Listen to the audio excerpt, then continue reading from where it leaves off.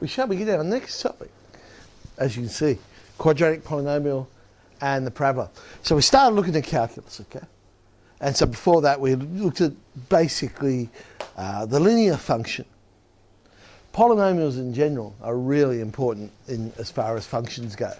So we looked at the linear function, power 1, and then the quadratic function. Those two are really important because all polynomials can be factorised down to be a combination of linear and quadratic factors. And that's why we spend so much time looking at those two types of functions, linear functions and quadratic functions. So we looked at linear functions earlier. Now it's time to look at the quadratic function in a bit more depth. So, some definitions. The quadratic polynomial. Well, that's when it's just a piece of algebra. Right? So it's some algebraic expression, and we generalise it. We say ax squared plus bx plus c. A quadratic function is then when we make it equal to some other pronumeral, usually y. It doesn't have to be y. We could have just said function x equals, but we make it equal to some other unknown. Quadratic equation is where instead of making it equal to an unknown, we make it equal to a known. We usually make it equal to 0, so then we can go and solve the quadratic equation. Coefficients, same as any piece of algebra. They, of course, are the numbers in front of the pronumeral, so the a, b, and the c. Indeterminate. Well, that's just a fancy word for x. It's indeterminate because it's the unknown. We can't determine what it is unless we go and solve the equation. Roots, they were solutions to the equation. Zeros are the x-intercepts of the function. Yeah, they're the same thing. But technically we say roots to the equation, zeros to the function. But very often people say the wrong word for the wrong thing, so they're pretty much interchangeable, zeros, roots. So example, that's probably one of the simplest quadratics we could go and solve. Find the roots of x squared minus 1 basically just means go and solve the equation. So we get plus or minus 1. Okay. So graphing quadratics, just by looking at the equation, we can tell certain things. So we know it's going to be a parabola. All quadratics turn out to be parabolas when we draw them. We generalise it, ax squared plus bx plus c. Then a, so the coefficient of x squared, what can we tell from that? Well, we can tell concavity. If it's positive, we know it's greater than 0. That's easy to remember, isn't it? Because if you're positive, you're happy. And if you're happy, you smile. And there's your parabola. Concave up, we call that. And then, of course, we have concave down. That's the sad parabola. That's when we're negative. We're feeling down. Okay. C, B by itself doesn't really tell us anything. So let's jump to C. C, like any polynomial, the constant is the y-intercept. So there we go. The zeros, the roots, x-intercepts, as I just said before, so they are very useful. And then, okay, b by itself, not that useful. B, when we put it into minus b on 2a, very useful, because that becomes the axis of symmetry. The other way you can work it out, if you don't want to use b on 2a, if you've already solved the equation, you've found the x-intercepts, because the parabola is a symmetric shape, it's always going to be the average of the two x-intercepts. Vertex, well then we sub the x value in, so the x value is the axis of symmetry.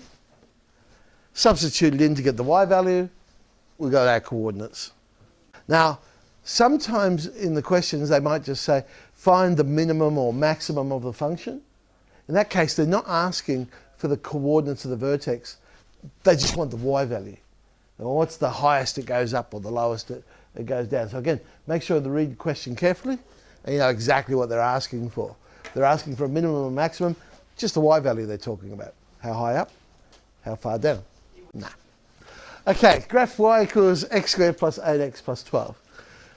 Now, of course, you wouldn't go through and write these down each time.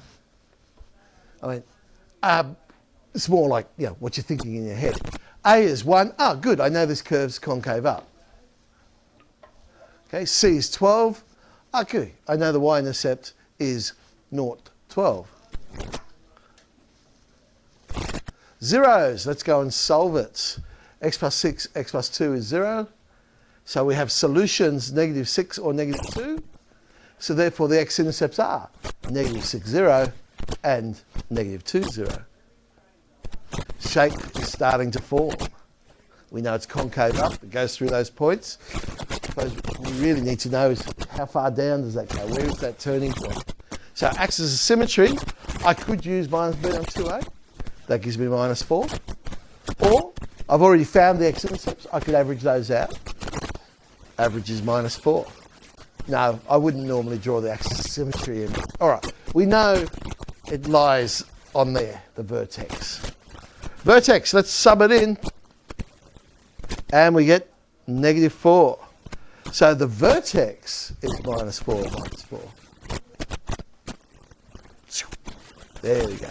We can draw our parabola in. So they said go and find the quadratic, which has roots 3 and 6. Okay. There it is, straight away. Now, how could you do it? You could do it by saying, well, I know it's going to be factorised to be x minus 3, x minus 6, and expand the whole thing out. But there is a quicker way. Because we know, if we were to solve this quadratic, say here is the question, x squared minus 9x plus 18, and I said, go and solve it. What would you say to yourself to solve that? So it multiplies together to give 18, adds to give minus 9. So problem is, we know the answer rather than the question. We're trying to get the question. So if we think backwards, we go, well, hang on, the number must be 18 because multiplies together to give 18 is 6 and 3, adds together to give 9. The reason it's negative 9 is because when you factorise it, you would go x minus that number. And then to solve it, you'd go, oh, therefore x is the positive of that number. So you would always change. So it's always going to end up being minus the sum of the roots plus the product of the roots. Okay? So 6 3s are 18. 6 plus 3 is 9. The advantage of that idea is when I get a question like this, because the roots aren't always going to be whole numbers, and they're not always going to be rational. A lot of times they're surds. They're always conjugates, mind you. So you always get this situation of 3 plus root 2, 3 minus root 2. You always get conjugates. When you multiply conjugates together, you always get the difference of 2 squares. When you add conjugates together, the irrational part will disappear. So I can say, well, hang on, that one then is x squared minus 6x plus 7. Okay. Difference of 2 squares, 9 minus 2, 7. Add them together, the root 2's cancel, I get 6. Now that's the difference between two. This first one, I put a coefficient of a out the front here. The second one I didn't. All because of one word, of course. Which word? Monic. Yeah. So monic means that coefficient of x squared, 1. Okay, this time the roots are 2 and 8, but they've told me the vertex as well. So I know it's going to be some constant times x squared minus 10x plus 16, but I also know it goes through the point 5, 3. So I can sub in and work out a in this case minus a third. So y is minus a third, lots of x squared minus 10x plus 16. Quadratic inequalities. We looked at these earlier in the year. Remember? You still factorise them as normal, but whether you draw a number plane or whether you draw a number line, you've got to test the boundary points. The quadratic finds those boundary points. In this case, minus 3, minus 2, they're not included. We're saying, hey, when is this parabola greater than 0? Well, it's greater than 0 for those values, less than negative 3 and greater than minus 2. So x is less than negative 3 or x is greater than minus 2. Negatives, personally, I prefer to multiply everything through because I just don't like factorising negative x squareds, but that's just me. X squared plus 3x minus 4.